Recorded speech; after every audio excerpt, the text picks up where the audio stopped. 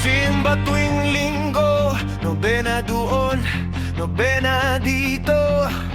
Respeto sa Father, sa altar, sa mga santo.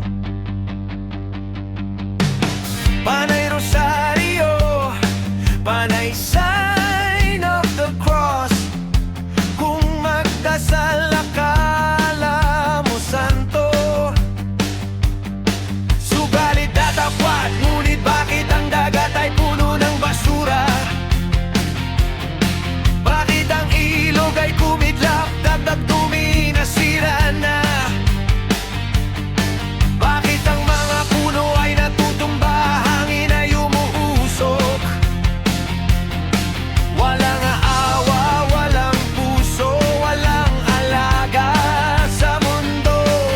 May respeto sa altar, sa anghel, sa simbahan na ginto. Subalit bakit kalikasan ay walang natamong respeto? Ano ang kahulugan ng panalangin kung kalikasan ay napapabayaan? Panay panalangin, pero ang mundo ay nasisira, nawawasak na. Ano ang kahulugan ng panalangin kung kalikasan ay binabastos na pilit? Panay panalangin, pero tayo ay walang puso, walang puso na.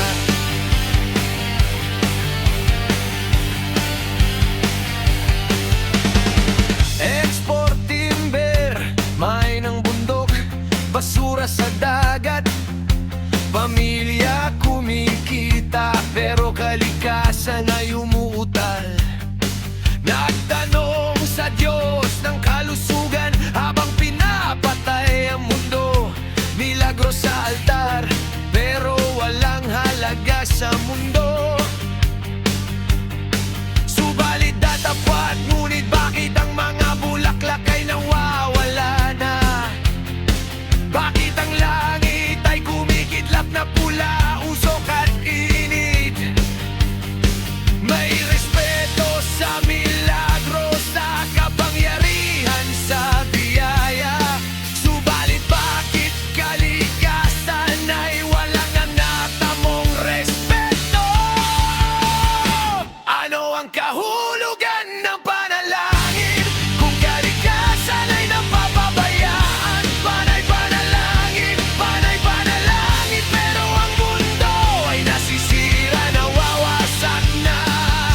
Ano ang kahulugan ng panalangin kung kalikasan ay binabastos na pilit? Panay panalangin, pero tayo ay walang puso, walang puso na.